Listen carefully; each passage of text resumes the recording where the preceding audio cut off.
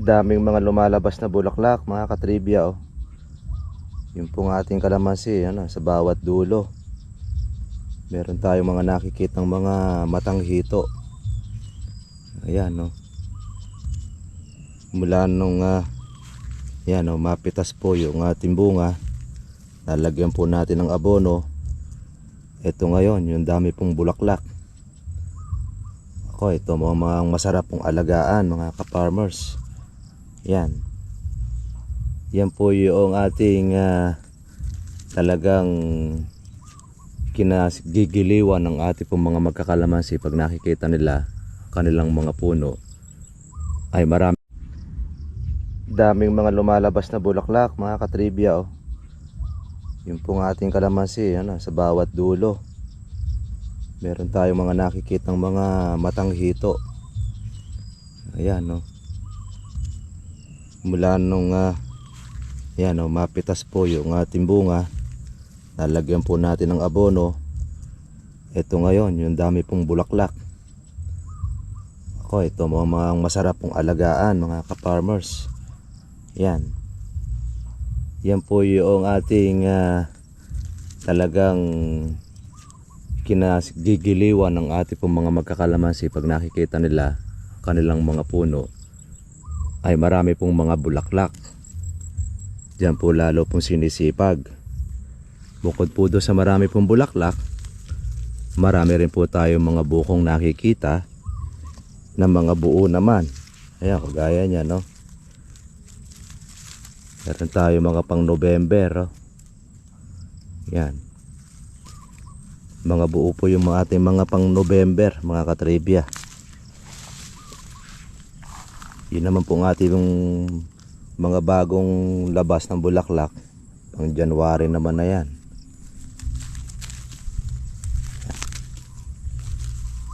Kaya sulit.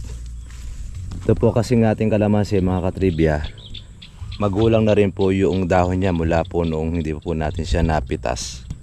Kumbaga isang gulping pitas ang ating pong ginawa.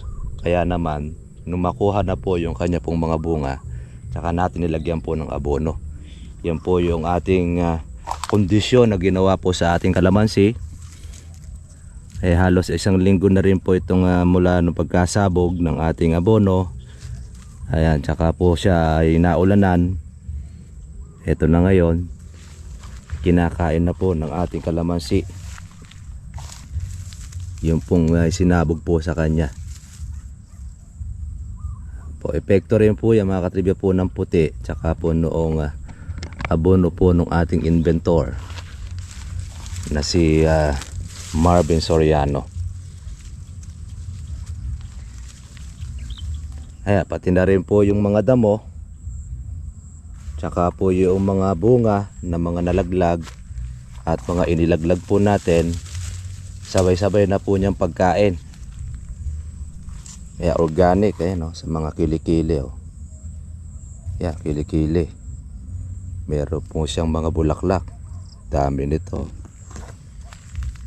No, sarap pong alagaan mga katribya pagka po ganyan, no. Masusulit pagka po tayo ay mag-i-spray. Kaya pagka magdidiretso po yung pag-aaraw, makakapag-spray po tayo ng ating kalamansi. Pambulabog lang naman mga ka-farmers. Kaya pagka hindi po natin ito aalagaan ng ating pong pag-i-spray, ay madadali na po siya ng ating mga insekto. Although may gamit na po tayo ng abono ni Mr. Marvin, kaya lang syempre unang gamit pa lang, hindi pa naman kagad siguro agad tatalab na ito na hindi mapapansin po ng insekto. Kaya malalaman natin, ayan, no, nasa mga kilikili na po yung ating mga bulaklak. Puno na naman sigurado ng bunga itong ating batang kalamansi. Ayan pong ating pang October. Kaya paabutin na po natin ng October ito dahil baba po ngayon 4 ang presyo. Yan na po yung kabagsakan como kasi September. Kahit ano pong taon na lumipas, lagi po ang September, ang kadalasan po ay yan po ang number 1 na bagsak presyo. Kaya sa amin pong mga magkakalamansi, di na po bago yan. Kumbaga alam na po namin yan. Pag tumungtong ang August tsaka po September, di na po namin naasahan na yan po ay tataas. Swerte na lang kung mayroong mataas ang iba nakuha, pag dumirekta, okay lang. Swerte natin. Ngayon, pag halimbawa, i-delay po natin ang ating pong kalamansi para hindi po mapitas po yung inyong pang October, titiisin ninyo na yung kalamansi po ay mahinog. Dahil pag halimbawa, pinapitas po natin ngayon, pati pang October po ninyo makukuha gaya niyan. Yung mga ganyang mga alanganin, nakukuha na po yan pagka inyo pong pinapitas. Ayan o, dahil bulaklak. Kakatuwa naman o. Parang tagaraw ah. Kapit na kapit kaagad.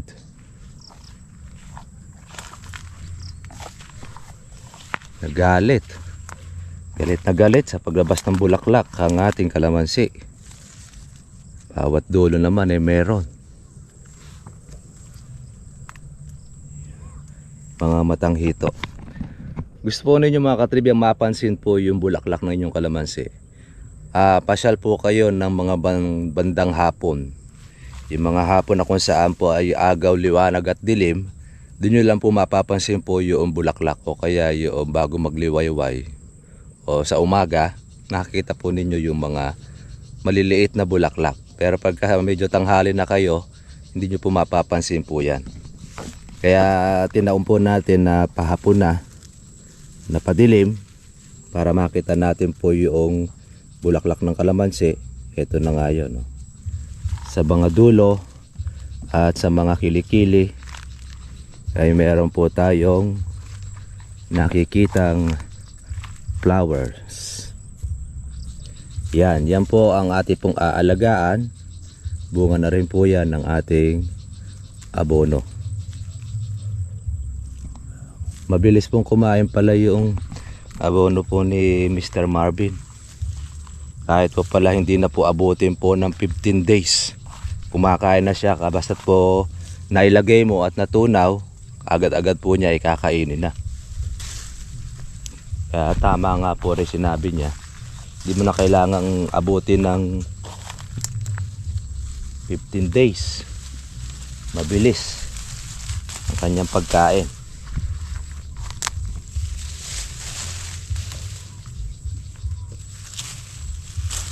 Kita na yung epekto doon sa ating kalamansi.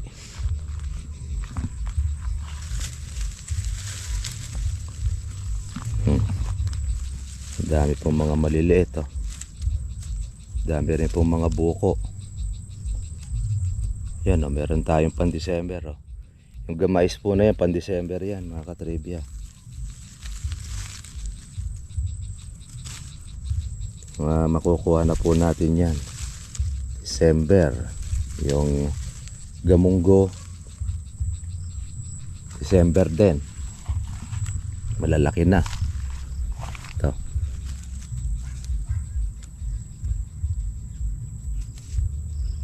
Ang ganda naman po noong mga bunga, mga buo. Yan. Yung sili po nating matanda, nakakain din po ng abono. Ayan o, nanariwa po yung kanyang dahon. Basta't po nakakain ng pataba, gumaganda siya. Yan. Sarap na mga alagaan. Iba talaga pagka bata mga katribya. Kaya tayo hindi po tayo nanghihinayang na ito ay yung 15 years sa atin pong pinalitan para maging maganda po ang bulas. At ito na ngayon, bata na siya.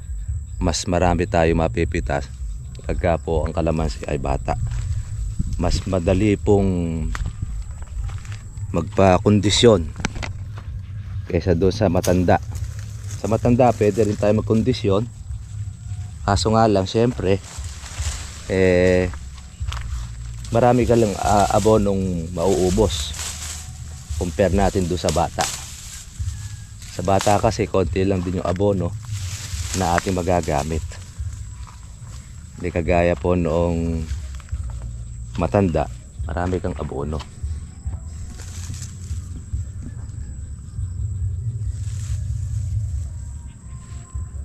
Pwede na tayo mag-spray. Yan.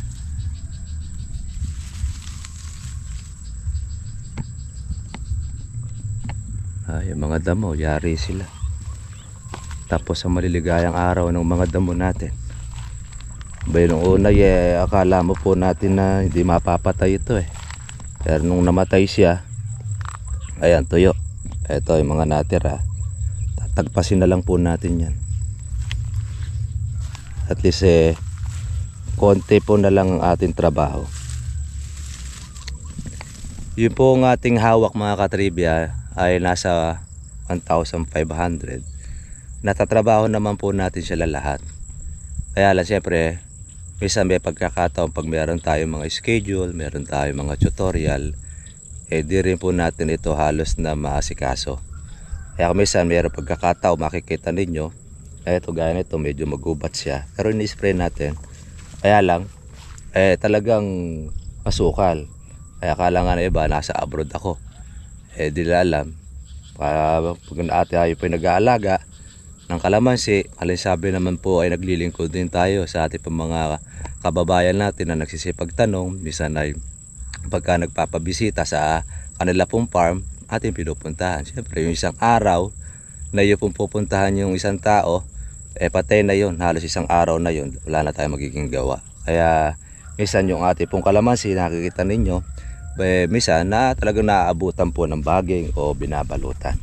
Kaya pag po tayo minsan po ay naging free, o tsaka po natin po siya nalilinisan.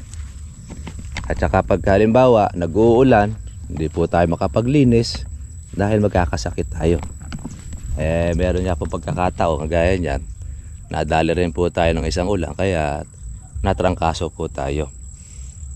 Tapos ito na nga yung pong ating ubo, pero hindi naman po yung ubo na talagang konsya. Meron naman tayong gamot na iniinom. Siyempre una po yung sa itaas. Makita ninyo yung pong boses natin, basag siya dahil po yan sa sipon mga katribya. Ayan. Kaya mga katribya po, kailangan po natin din mag-spray ng ating bulaklak. Ayun, meron na sumisira po sa bulaklak. Ayan, maliit pa lang siya, makikita ninyo butas na. Kaya yung mga maninira tumitirada na. Kaya yung mga matang hito na ganyan nadadali na. Kaya kung hindi po natin maaagapan, wala tayo maaabotang bunga. Yan po ang isang good news epekto sa ating pong kalamansi. Maganda na ang resulta ng ating abono. Ganda sa kalamansi, berde, tapos okay pa sa pagpapabulaklak. Kaya lang siyempre hindi natin talaga yung ibang kalamansi pagka po yung agad-agad po ninyo makita yung resulta, kayo maiinip. Iba po kasi ang gusar ng abono sa bata kumpara natin doon sa matanda. Sa bata po kasi mabilis kainin. Kung mo kasi maliit pa yung kanyang mga sanga, hindi kagaya ng matanda, marami pa po siyang pagdadaanan bago makarating doon sa kanyang pinakadulo. Talagang yun na nga. Tingnan ninyo, yan pa yung ating pong lilinisan. Ito yung napagkamalan ng iba na talbos ng ampalaya.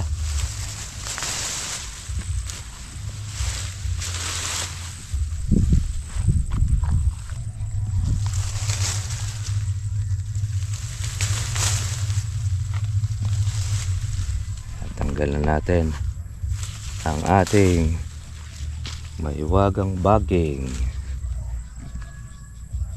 Dami. Marami na naman pong bunga ang ating kalamansi sagana. Ang ating 2 years.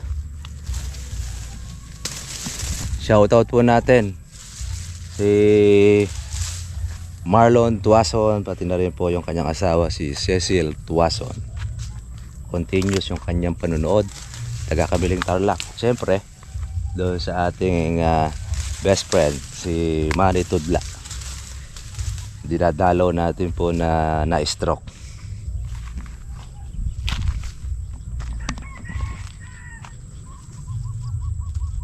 Ayan nga, dahil po pinagpitasan, no? Sa pinagpitasan po natin na ito, diyan po ngayon maglalabas po ng, ayan, no, bulaklak po yan, yan mga katribya. Kaya meron na. Yan po yung ating pong pinaka-proning. Sa mga ka-farmers po natin, kung makikita ninyo, hindi na po tayo nagtitrim. Ang inaalis lang po talaga natin, mga katribya, yung pong ayaw pong magbunga, pinuputol natin yon. Kagaya po noong isang araw na inyo pong nakita. Tingnan mo kung gaano karami pong bulaklak yan, yung bawat sulok na yan, no? Yung mga pinagpitasan. Kaya lalago yan, may kasamang bunga, may kasama pong dahon. Kaya lumalapad ang kalamansi. Kaya mas maganda po mga katribya, malapad ang kalamansi, malabong, kaysa po doon sa matayog na wala pong bunga. Ang tumatangkad po kasi mga katribya po sa ating kalamansi, eto, yung itong mga isang sanga na ganito. Pero hindi naman po natin dito pinuputol, kasi kalamansi din naman yan. Yan po minsan ng mahaba po o mabilis humaba. Pwede naman po ninyong putulin yan para po magsanga-sanga pa. Kaya pwede nyo po yung baluktutin, kagaya po nung ginagawa po natin, yung ginawa po na sample po ng aking pong tatay.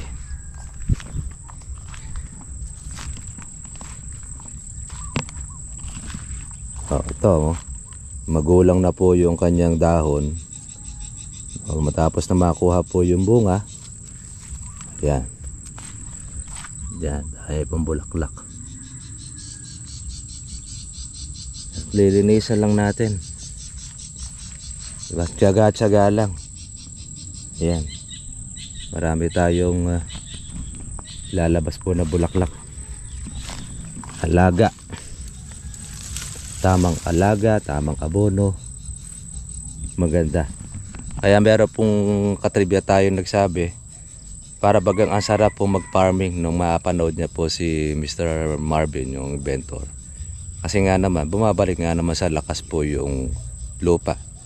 Kumbaga yung dati-rating malakas ka maglagay ng abono, unti-unti na po yung nababawasan. Hanggang sa dumating na yung time na yung kalamo yung inyo pong lupa, konting abono lang ang kakailanganin. Sabihin, kahit ano po itanim po ninyong gulay, itanim po ng mga puno o ano man, mga fruit trees, di ka po mangangamba na tatadtarin natin sa abono para gumanda. Yung pong kalamansi, pati na rin po yung palay, nakita natin po yung epekto. Eto na yun, napakaganda. Mahirap lang po mga katuloy po magsalita, pero sa nakikita ko, isa po ito sa talagang dapat talaga masuportahan ng ating gobyerno. Isipin mo, hindi mo expected na ganyan po karami pong mga bulaklak ngayon na ilalabas nito. Samantalang tagulan pa. Bibihira kasi kami makakita pong namumuti sa bulaklak ang kalamansi sa panahon po ng September. Karamihan po niyan talagang sa tag-araw, doon namumuti po ang bulaklak ng kalamansi. Pero sa nakikita ko, dami po niyan labas sa bulaklak. Sa bawat dulo, ayan, nakadami. Para po sa mga katribya pong tag-araw, parang bulaklak ng tag-araw yan. Bawat kili-kili, puno. 1 week pa lang po natin itong sinabugan. No, pero kita na po yung kanyang epekto sa ating kalamansi. Kaya pagka po ganyan, sulit oh. Mura pa itong abono. Ayan, kadami oh. Meron po tayong mga contact number na nilagay po dyan sa ating video, tsaka po yung address. Pwede kayo pong rumekta o kumontak na sa kanya. Kaya lang, ang nakakalungkot lang mga katribya, sa dami-dami po ng mga tumatawag doon sa ating pong inventor, nasa mga lalayong mga lugar, Visayas, Mindanao, Palawan, kung saan lugar, nagre-request na siya po ay makarating doon, ma-seminar, at lalo sa parte po ng Mindoro, medyo maedad na nga lang po yung tao doon sa kanyang pag-research. Kaya nga mas maganda yung panawagan natin kung maaari talaga mapansin ng ating pong mahal na Pangulo. Kaya may mga pagkakataon talaga na ating magawa rin tayo ng paraan, kasi nakakapanghinayang. Tingnan niyo po yung kalamansi oh. Daming bulaklak niya no. Umumuti oh. Kinain na kaagad po para po siyang tagaraw sa dami po ng bulaklak. Samantalang ang inilagay lang po nating abono dito mga katribya, para alam po ninyo, 4 na bulto ng ating organic, yung kay Mr. Marvin, tsaka 20 puti, yung 2100. Pinaghalo lang po natin yon, tsaka po natin ito sinabog. Umepekto na kaagad. Tapos na ulan, medyo na-delay pa ng konti yung ulan pero ayan mo, ayan po siya. Kitang kita na kaagad po yung kanyang resulta sa ating kalamansi. Ang daming bulaklak, masusulit ayun naman pong ating abono nilagay. Ayan pa hindi naman siya kaagad po mga katribya po na ito ay matutuno kaagad. Talagang napakatagal ang gusar niyan. Sabi ko nga po sa inyo, sa tatay ko, yung kanyang abonong inilagay, ba 1 taon na gumugusar pa. Bago po kasi itong mga katribya na ma-testing po ng ating tatay, hindi ko pa kilala po si Mr. Marvin. Kinikwento na sa akin yon, naglagay po siya ng abono sa kanyang kalamansi. Siyempre yung una, wala siyang paniniwala pa. Total naman, binibigay naman sa kanya, testing, yung pumpataba, nilagay niya dito sa harapan. Nagtataka siya, yung kalamansi niya hindi nauubusan ng bunga, tapos magaganda. At 1 taon na yung kanyang kalamansi mula doon sa pagkabigay sa kanya, abay gumugusar pa. May ganun pala itong pataba na ito. Kaya naman pala may paliwanag po sa atin ng inventor na kaya pala ganun yan, kasi yung pong lupa ay binabalik po sa talagang dati, sa organic yung kalakasan. Kaya noong sinabi nung aking tatay yon at sinabugan niya, di na po tayo nagdalawang isip na gamitin ito sa ating kalamansi. Kaya nga nung mapunta pa tayo doon sa kanya pong mga suki na 2 taon na gumagamit po ng kanya pong foliar na organic, yun na nga, nagpunta po kami doon. Nakita ko nga na yung patotoo po ng ating pong mga ka-farmers, yung mga magsasaka, iba nga po talaga. Dahil yun pala yung katangian ng abono na ito. At habang tumatagal mga katribya, lalo pa niya itong ini-improve. Lalo pa niyang itong pinalalakas o pinagaganda. Yun ang kagandahan noong makakuha siya, mapagtanong.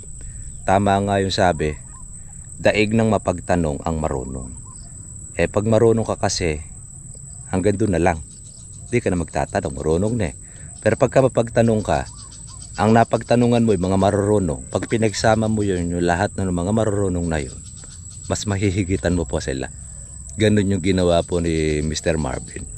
Kaya believe din ako sa kanya, dahil maganda nga po yung kanyang motto na yun, na talagang nakapagtanong siya, hanggang ngayon nagre-research pa rin siya para doon lalo ma-improve ang abono Pagkatapos lalong gumanda ang ani at gumanda ang lupa. Yun sana ang magkaroon lang po ang ating presidente na gano'n ang boto, na maibalik sa dati ang lupa, na yung mabawasan ang mga presyo ng abono, bukod sa mabawasan, bumalik sa dati yung lakas ng lupa at gumanda ang ating pong ani. Hindi tayo mamroblema po ng bigas o krisis sa bigas o anumang mga bagay, kundi bagkos baka tayo pa makapag-export ng mga bigas sa ibang bansa.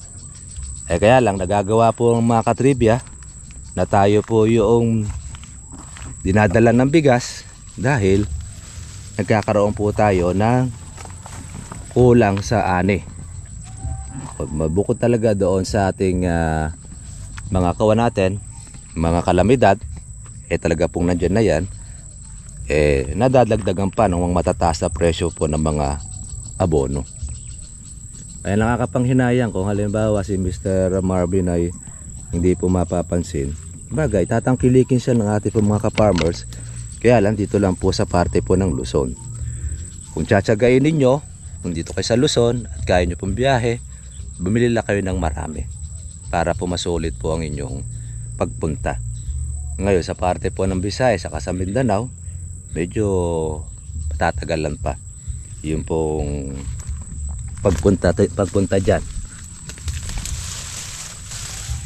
Yun po kasi mga katribya pong abono, meron kasi nagsuggest po sa ating pong vlog, bakit hindi daw ilagay sa commercial, i-commercial yung pataba, mga katribya. Alam nyo mga katribya, pagka po ito nilagay po natin doon sa commercial, hindi na po ganun yung presyo ninyong mabibili. Mas mahal nyo na pong mabibili yung pataba.